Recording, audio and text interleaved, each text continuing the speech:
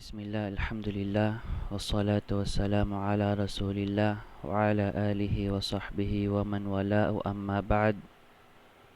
Sa araw na ito, sa ikaapat ng Dhul-Hijjah sa taong 1447 Ba'd al-Hijra na katumbas ng ika-21 ng May sa taong 2026 sa Gregorian calendar, magtitipon tayo sa mahadara na ito na inihanda ng mga akhawat sa community ng Wisdom Islamic School sa Davao City, at hinihiling natin sa Allah subhanahu wa ta'ala na gantimpalaan sila ng pinakamainam na gantimpala para sa kanilang pagsisikap at ilagay ito sa timbangan ng kanilang mabubuting gawa.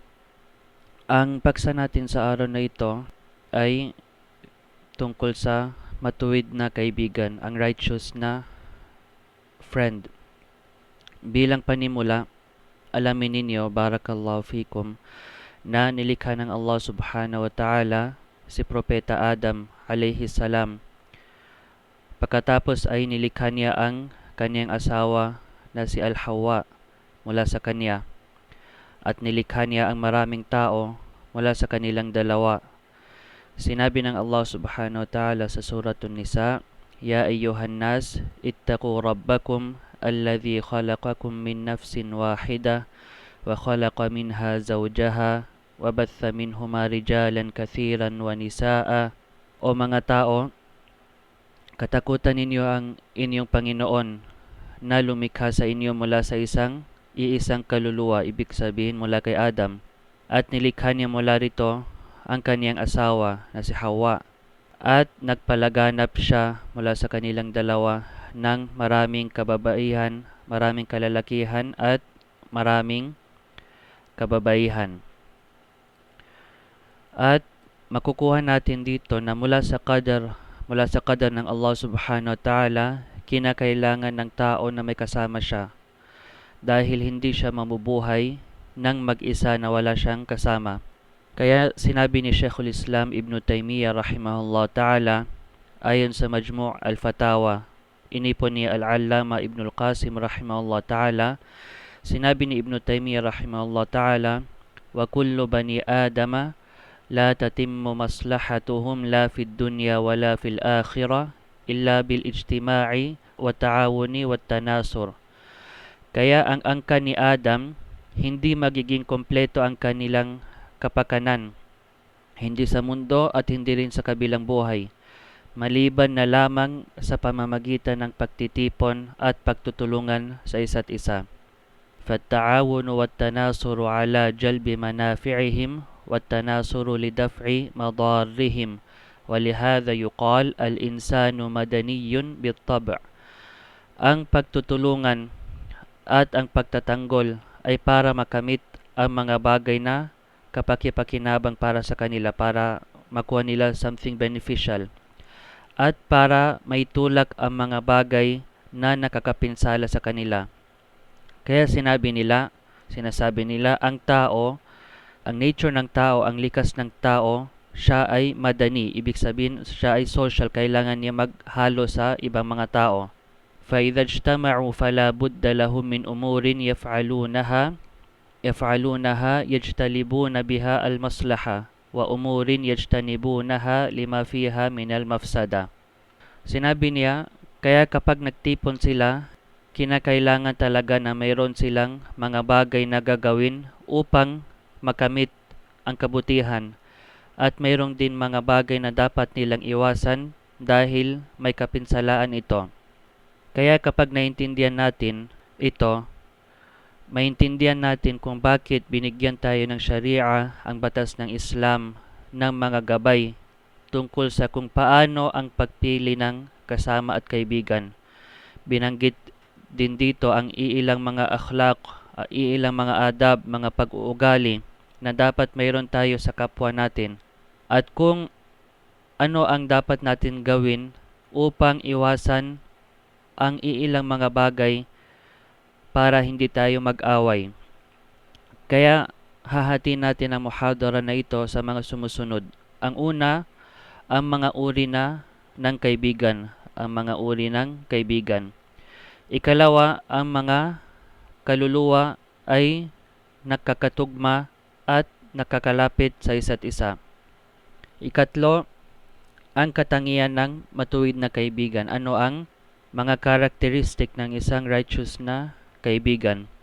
At pagkatapos ang conclusion o ang pangwakas, khatamallahu lana wa lakum alal khair, naway ipangwakas ng Allah ang ating buhay at ang inyo rin sa kabutihan.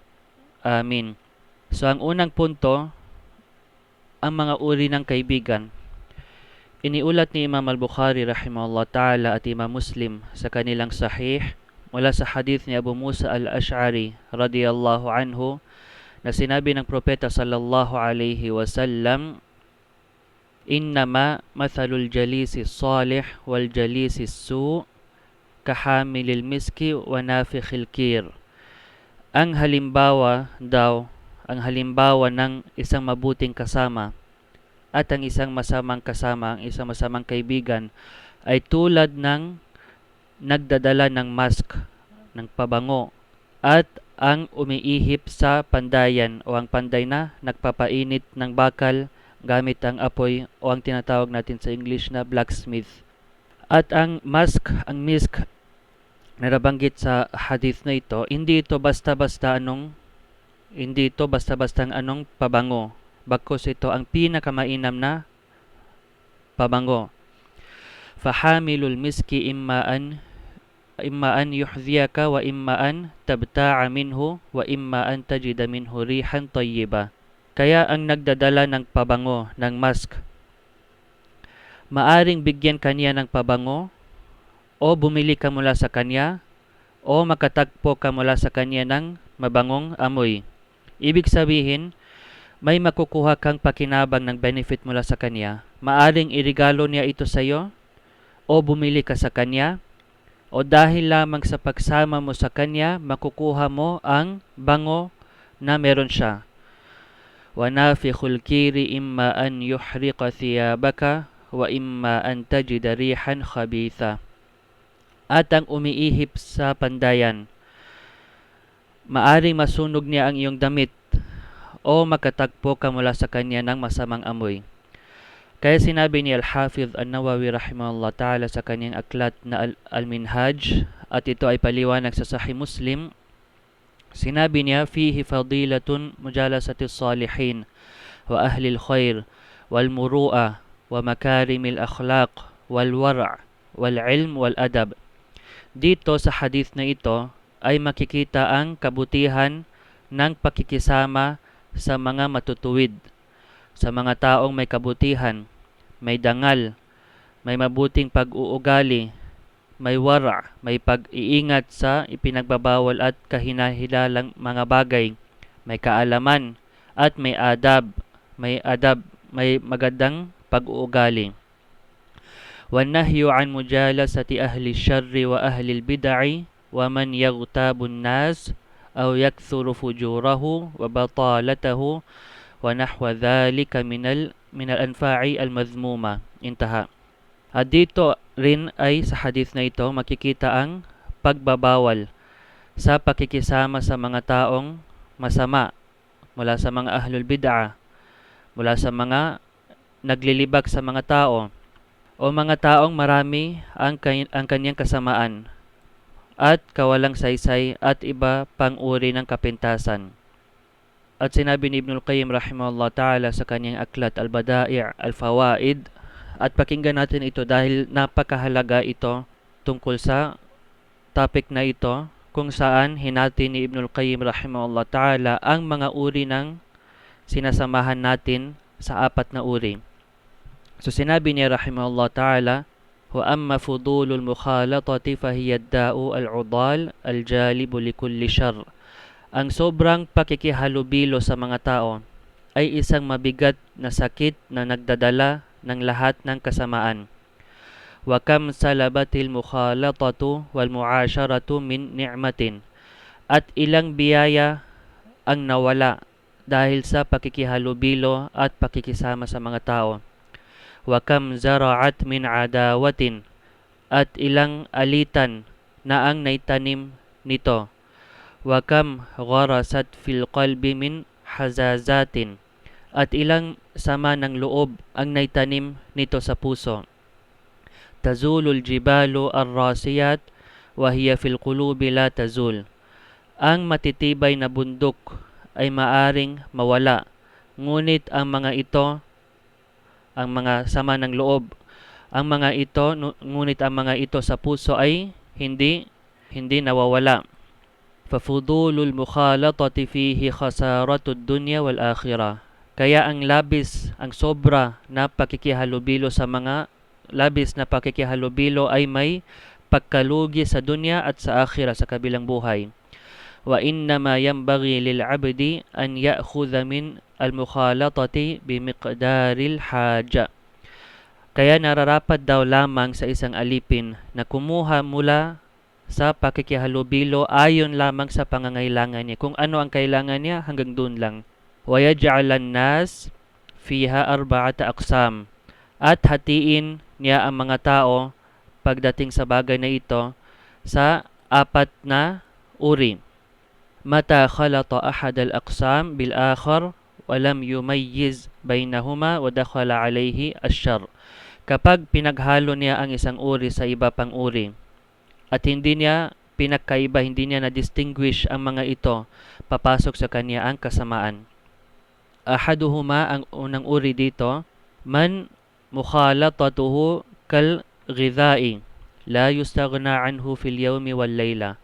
Ang una, ang taong ang pakikihalubilo sa kanya ay tulad ng pagkain o nutrition na hindi ito kailangan sa araw at sa gabi. Ibig sabihin, kailangan natin ito on daily basis. فَإِذَا أَخَذَ حَاجَتَهُ مِنْهُ تَرَكَ الْخُلْطَةَ. Kapag nakuha na niya ang pangangailangan niya mula dito, iiwan muna niya ang pakikihalubilo sa kanya. ثُمَّ إِذَا احْتَاجَ إِلَيْهِ خَالَطَهُ هَكَذَا عَلَى الدَّوَامِ.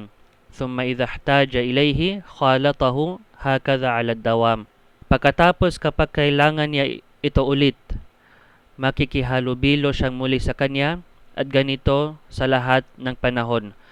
وَهَذَا الضَّرْبُ أَعَزُّ مِنَ الْكِبْرِيتِ الْأَحْمَرِ. At ang ganitong uri ay mas bihira pa sa pulang sulfur, sa red sulfur. Ibig sabihin, kumbaga sa English, rare gem ang ganitong uri, na bihira lang natin ito makikita. At sino ang papasok dito sa unang uri? وَهُمْ الْعُلَمَاءُ بِاللَّهِ وَأَمْرِهِ وَمَكَايِدِ عَدُوِّهِ وَأَمْرَاضِ الْقُلُوبِ وَأَدْوِيَتِهَا. Sila ang mga ulama, ang mga scholar, ang mga may kaalaman tungkol sa Allah at sa kanyang utos at sa mga pakana at mga masamang plano ng kanyang kaaway at sa mga sakit ng puso at mga lunas nito, ang mga gamot nito. الناصحون لله تعالى ولكتابه ولرسوله ولخلقه. Sila ang mga nagpapayo para sa Allah, para sa kanyang aklat at sa kanyang mga nilikha. فهذا الضرب في مخالطتهم الربح كله. Kaya ang ganitong uri sa pakikihalubilo sa kanila ay puro pakinabang, benefit lang ang makukuha mo sa kanya. Hindi ka malulugi sa pagsasama mo sa ganitong uring tao.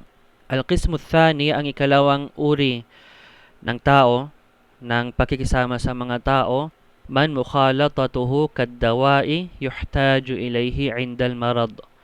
Ang ikalawang uri daw, ang taong ang pakikihalubilo sa kanya ay tulad ng gamot na kailangan lamang kapag may sakit tayo. فَمَا دُمْتَ صَحِيحًا فَلَا حَاجَةَ لَكَ فِي خُلْطَتِهِ. Kaya hanggat maayos ka pa, hanggat wala kang sakit, hindi mo kailangan ang pakikihalubilo sa kanya. وَهُمْ مَنْ لَا يُسْتَغْنَى عَنْ مُخَالَطَتِهِمْ فِي مَصْلَحَةِ الْمَعَاشِ.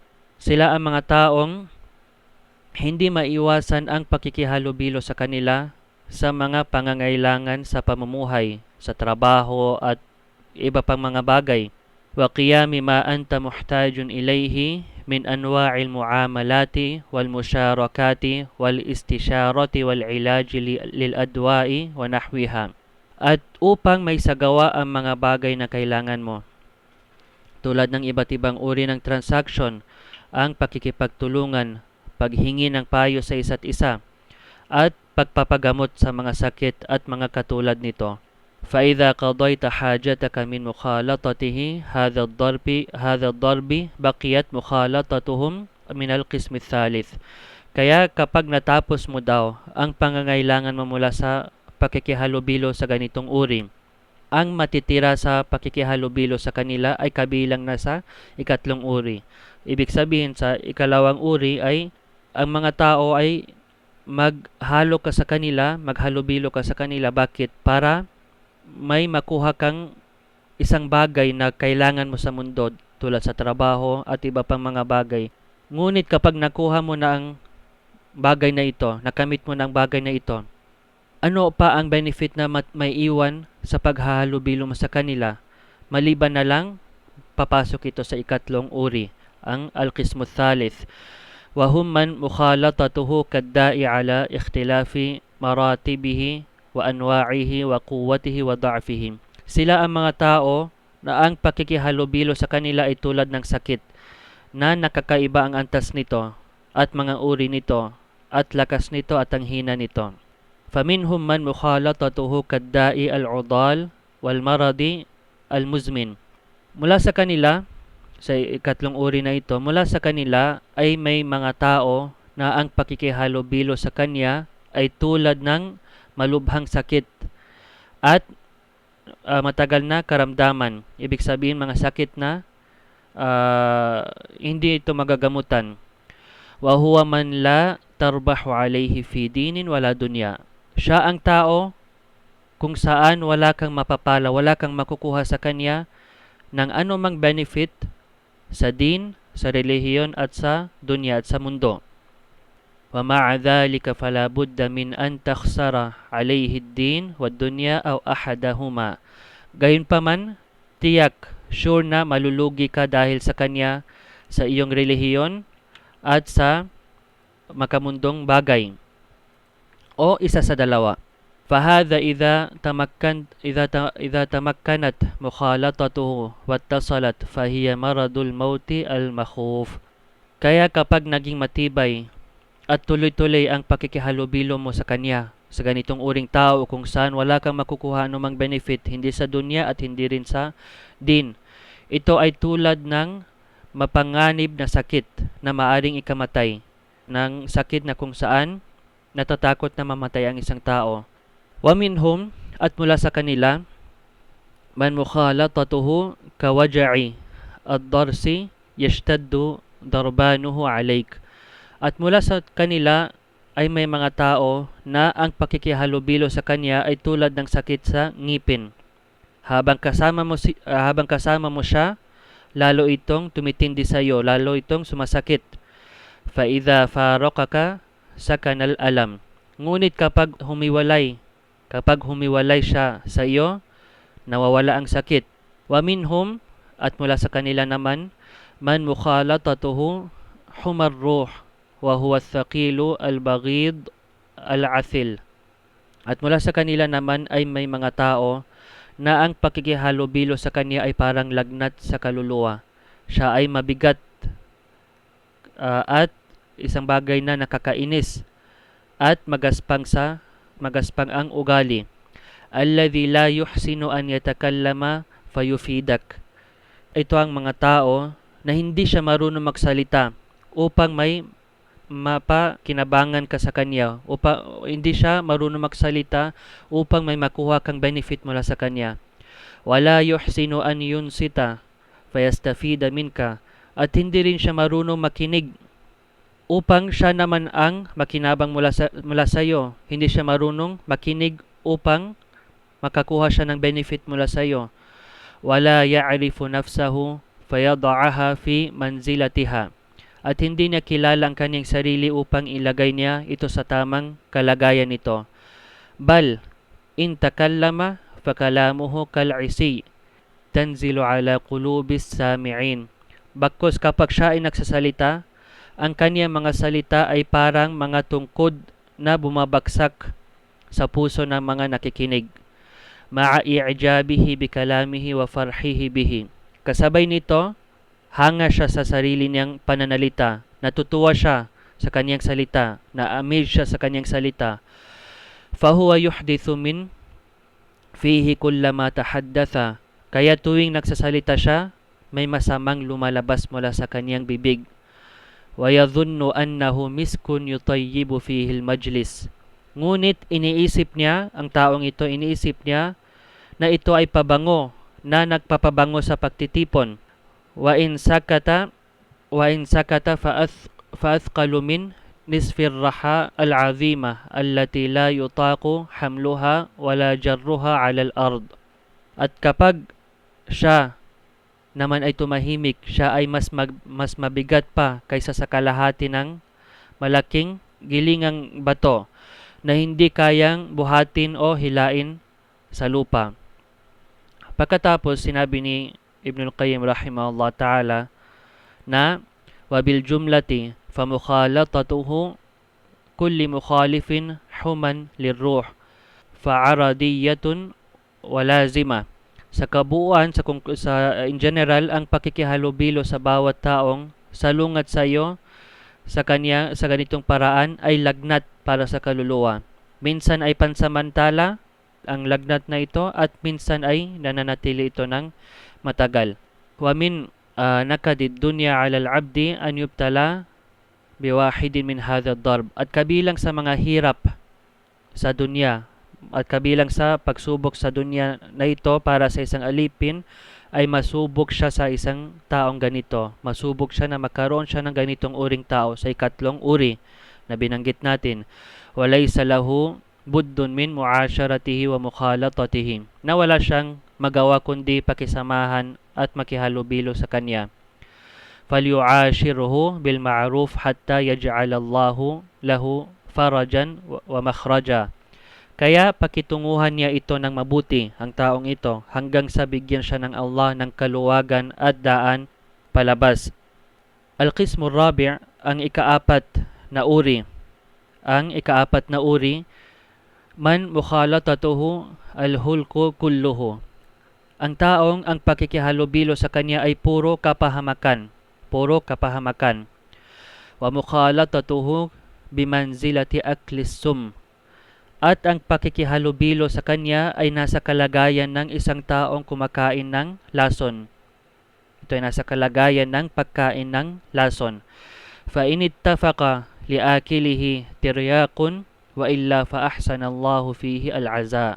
Kapag ang kumain nito ay nakatagpo ng panlunas ng kumbaga gamot, ngunit kung hindi niya ito mahanap, naway pagandahin ng Allah subhanahu wa ta'ala ang pakikiramay sa kanya. Ibig sabihin, pagandahin ng Allah subhanahu wa ta'ala ng condolence sa kanya dahil siya ay tulad ng isang taong patay.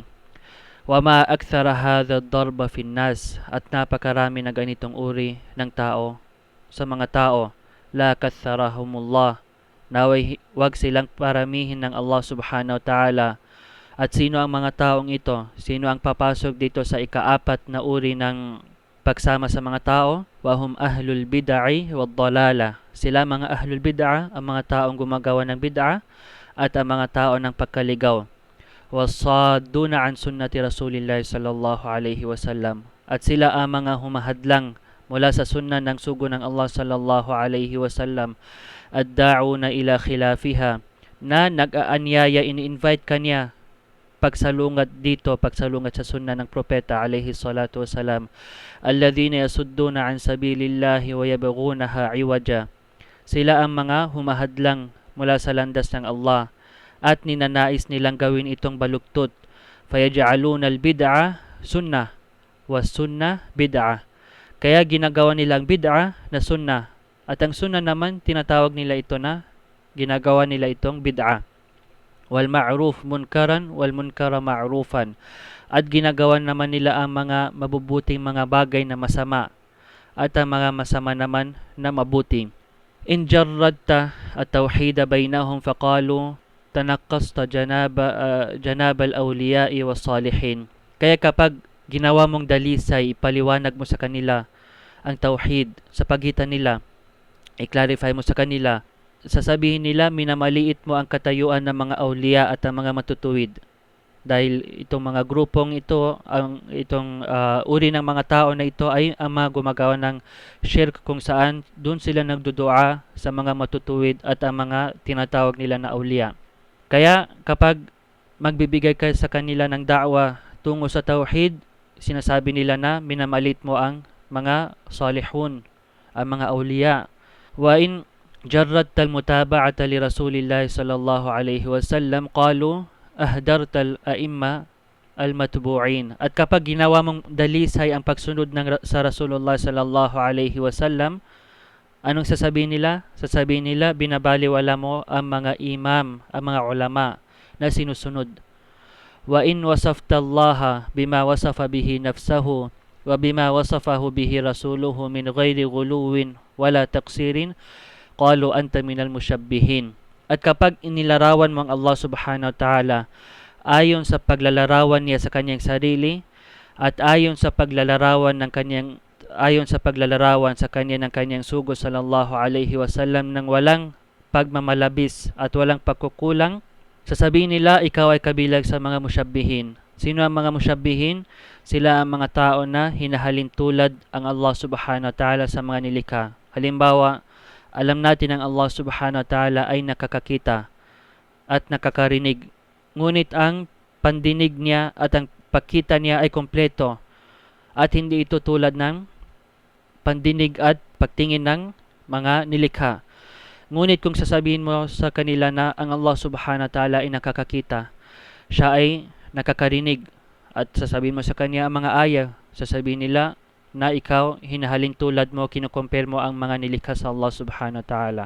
Wa in amarta bima amara Allah bihi wa rasuluhu min al-ma'rufi wa nahayta amma nahallahu anhu wa rasuluhu min al-munkari qalu anta minal mufattinin. At kapag ipinag-utos mo ang kabutihang ipinag-utos ng Allah at ng kanyang sugo, at ipinagbawal mo ang masamang ipinagbawal ng Allah at ng kanyang sugo, sasabihin nila ikaw ay kabilang sa mga gumagawa ng fitna. Ikaw ay gumagawa ng fitna. Wa in ittaba'ta as-sunnata wa tarakta ma khalafaha qalu anta min ahli al-bid'i al-mudillin.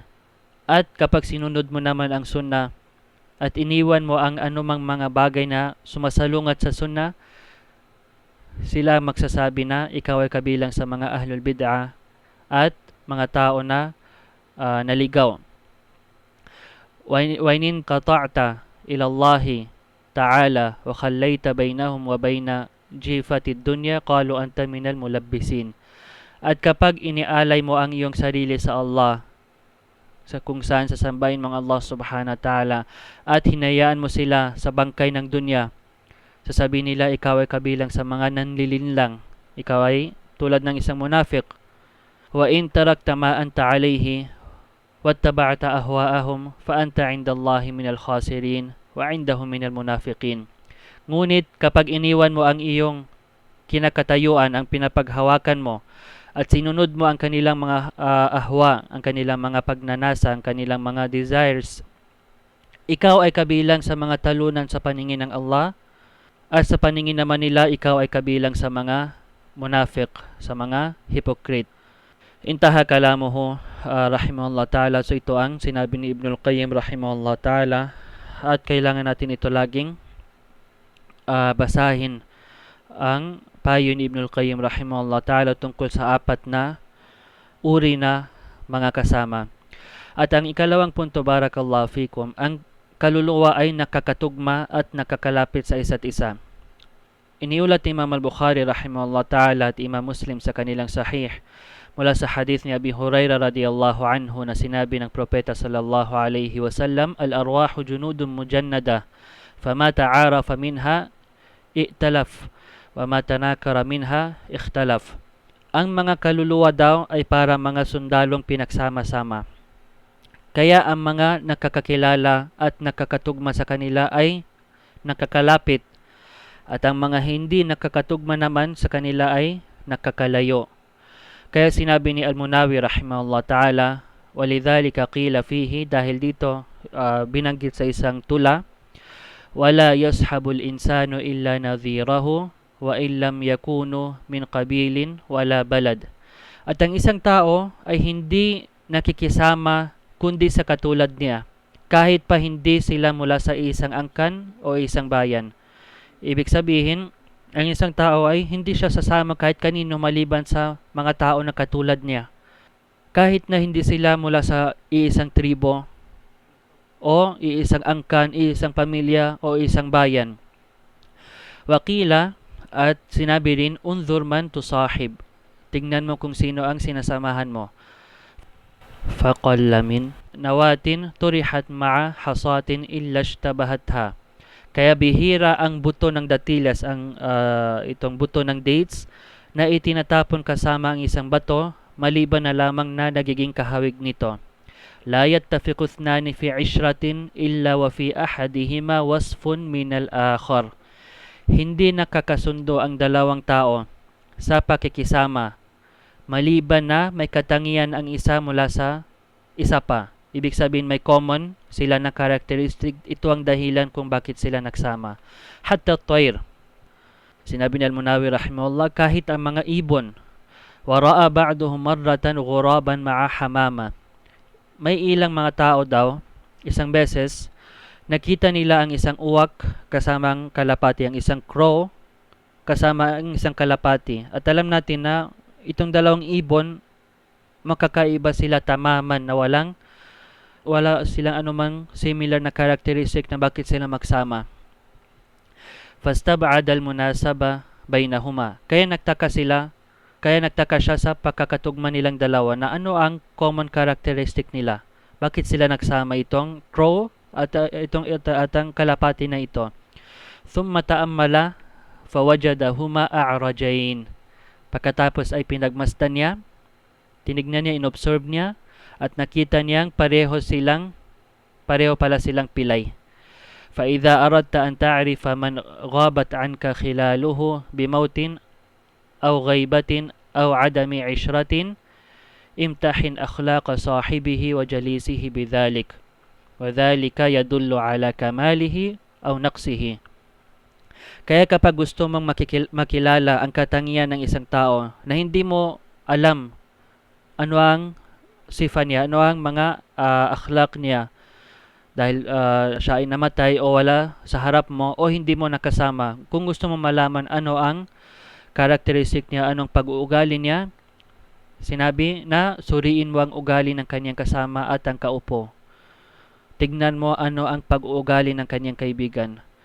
Dahil ito ay nagpapakita ng kanyang kabuuan o ang kakulangan. Kama yadullu ad-dukhanu 'ala an-nar. Tulad ng usok, ito ay palatandaan, ito ay nagpapakita na mayroong isang apoy. Wa idha sahaba ar-rajulu ghayra shaklihi lam tadum suhbatuhu. At kapag ang isang tao ay sumama na hindi niya katulad, hindi magtatagal ang kanilang samahan dahil wala silang anumang common na characteristic na maging dahilan na sasama sila. At sinabi ni Ibn al-Jawzi rahimahullahu ta'ala, ويستفاد من هذا الحديث أن الإنسان إذا وجد من نفسه نفرة ممن له فضيلة أو صلاح ينبغي أن يبحث عن المقتدي لذلك. Makukuha natin mula sa hadith na ito, ang binanggit natin kanina, na kapag ang isang tao ay nakaramdam sa kanyang sarili ng paglayo o hindi pagkagusto sa isang taong may kabutihan o sa isang tao na may salah, uprightness, yambaghi an yabhatha 'anil muqtada lidhalik. Nararapat na hanapin niya ano ang dahilan kung bakit ganito ang nararamdaman niya. Liyas'a fi izalatihi, upang pagsikapan niyang alisin ito. Hatta yatakhallasa min alwasfi almadhmum, hanggang sa mawawala mula sa kanya ang masamang katangian na ito. Wa kadhalika alqawlu fi aksihi, at ganito rin ang masasabi sa kabaliktaran nito.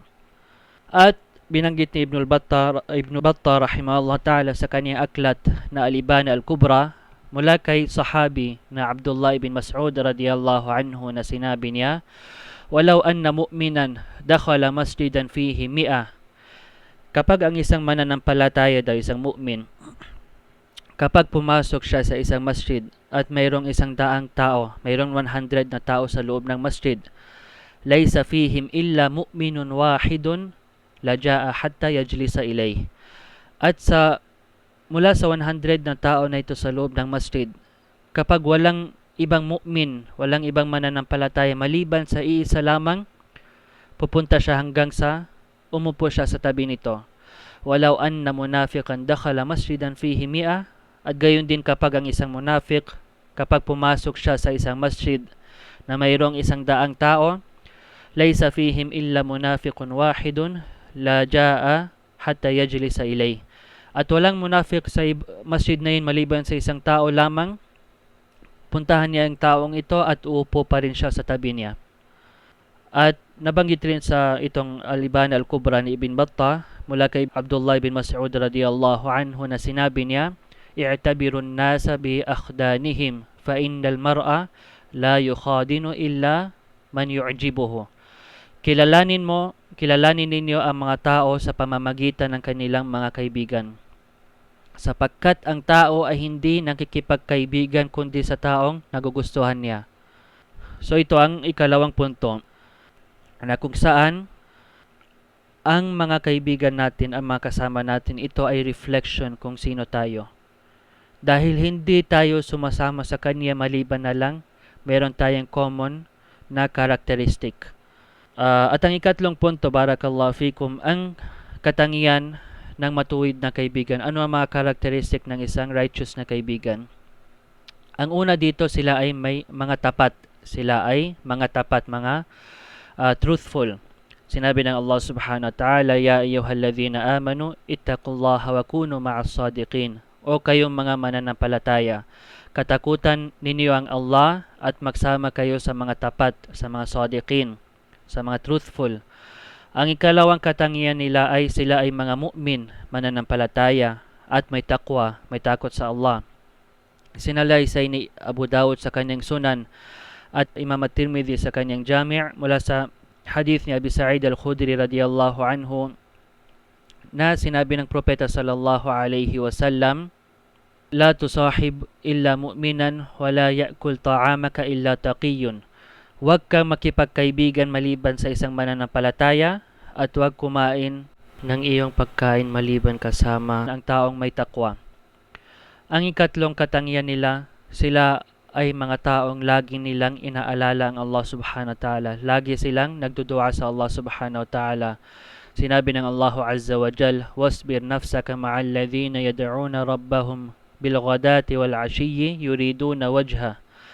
At pagtimpihin mo ang iyong sarili at magsabar ka kasama ng mga nananawagan sa kanilang Panginoon sa umaga at sa gabi, at hinahangad nila ang kanyang mukha, ang kanyang, ibig sabihin ang gantimpala ng Allah subhanahu wa ta'ala. Ang ikaapat, tinatakpan niya ang iyong mga pagkakamali at tinatago niya ang iyong mga sekreto. Sinabi ni Al-Fudail bin Iyad rahimahullah ta'ala, al-mu'minu yasturu wa yansah wal fajiru yahtiku wa yu'ayyir. Ang isang mananampalataya daw ay nagtatakip ng pagkakamali at nagbibigay ng payo, samantalang ang masama ay naglalantad at nanunumbat. At dagdag ko rito, kapag nakamali ang iyong kapatid, huwag ka agad tumalon sa conclusion. Bagkus hanapan mo siya ng dahilan. Maaring nagawa niya ito dahil sa ganito o dahil sa ganon. At kung wala kang maisip na dahilan, na mga excuses na bakit niya ito ginawa, sabihin mo, maaring may dahilan siya, maaring may excuse siya na alam ng Allah subhanahu wa ta'ala pero hindi ko alam. Dahil kung hindi natin ito gagawin, mabilis tayong magkakahiwalay at mag-aaway. At sino man ang maghahanap ng kaibigan na walang mali, matitira siyang walang kaibigan. Dahil walang perpekto dito sa dunya. At ang ikalima, pinapaalala ka niya tungkol sa Allah subhanahu wa ta'ala at sa akhirah, at nakikinabang ka sa iyong relihiyon. Ruwiya an al-Hasan al-Basri rahimahullah ta'ala, nabanggit mula kay al-Hasan al-Basri, إخواننا أحب إلينا من أهلنا فأهلنا يذكروننا بالدنيا وإخواننا يذكروننا بالآخرة. Mas mahal sa amin ang aming mga kapatid sa relihiyon kaysa sa aming pamilya. Bakit? Dahil ang aming pamilya ay nagpapaalala sa amin ng dunya, habang ang aming mga kapatid ay nagpapaalala sa amin tungkol sa kabilang buhay. At sinabi ni Malik ibn Dinar rahimahullah ta'ala, tulad na nabanggit sa Al-Uzla wal Infirad ni Ibn Abi Dunya, kullu akhin wa jilisin wa sahibin la tastafidu minhu khairan fi amri dinika fafir minhu. Bawat kapatid at kasama na hindi ka makikinabang mula sa kanya ng kabutihan sa iyong relihiyon, layuan mo siya. Takasan mo siya at layuan mo siya. At sinabi ni Sufyan al-Thawri rahimahullah ta'ala, tulad na nabanggit na sa Hilyatul Awliya ni Abu Nuaym al-Asbahani, wa iyyaka wa mujalasata ahli dunya alladhina yakhuduna fi hadithi dunya fa innahum yufsiduna alayka dinaka wa qalbak. Mag-ingat sa pag-upo kasama ng mga ahlud dunya, mga tao na busy sa dunya, na nagpapakalalim sa usapan tungkol sa makamundong bagay, dahil sisirain nila ang iyong relihiyon at ang iyong puso. Ang ika-anim, sasabihin niya sa iyo ang iyong kamalian at papayuhan ka. Sinabi ni Umar ibn al-Khattab radiyallahu anhu, rahimallahu man ahda ilayya uyubi. Naway kawa ng Allah subhanahu wa ta'ala ang taong nagriregalo sa akin ng aking mga kamalian.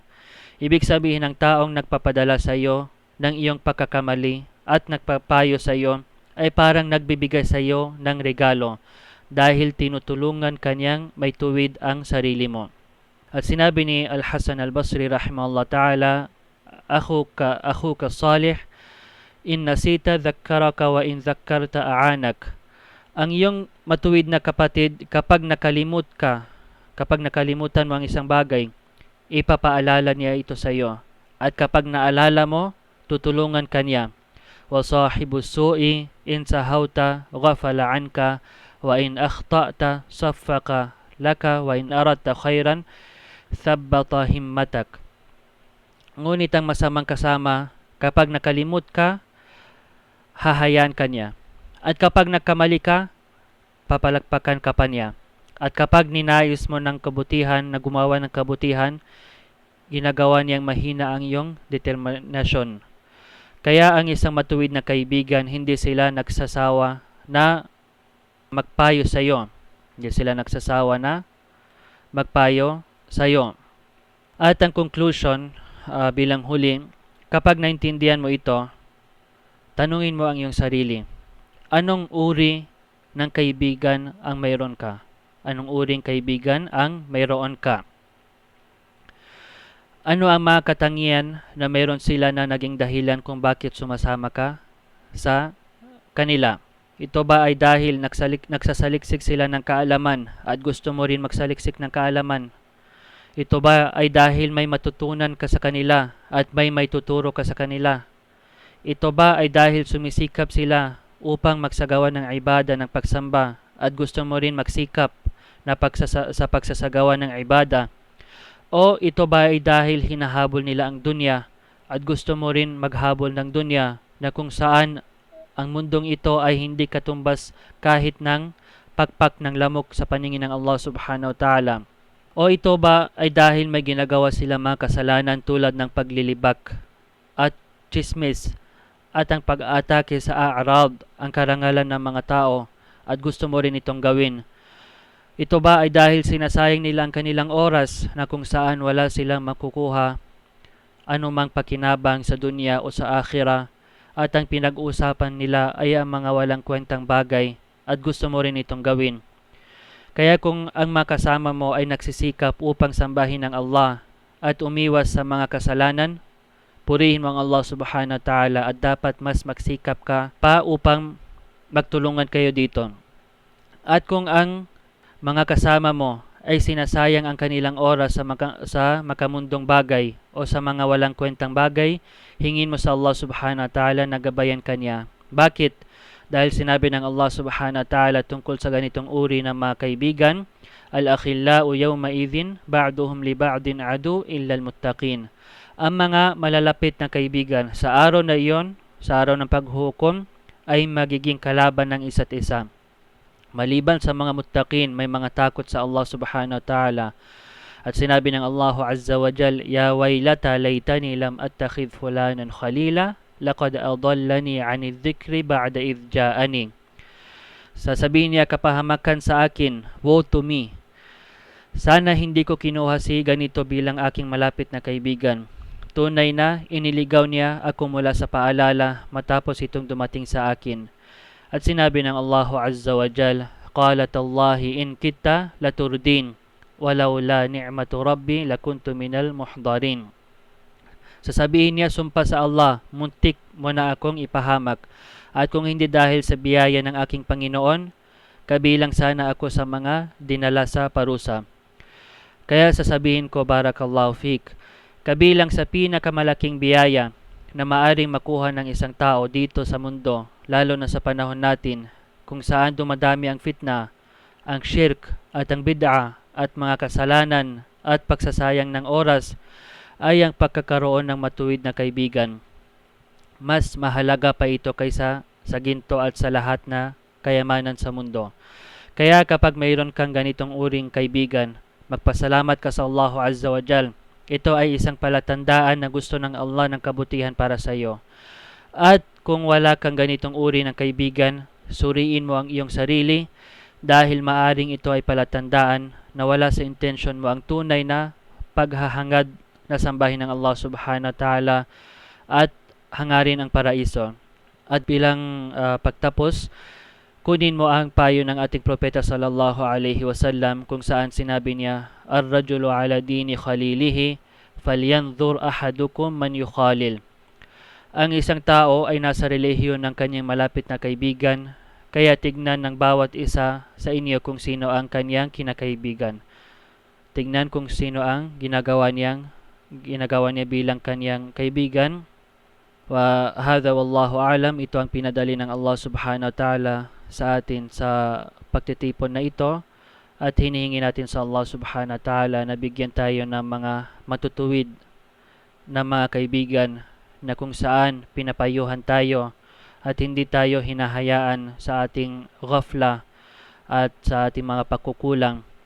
Hadha wallahu a'lam wa sallallahu ala nabiyyina Muhammadin wa ala alihi wa sahbihi wa sallam.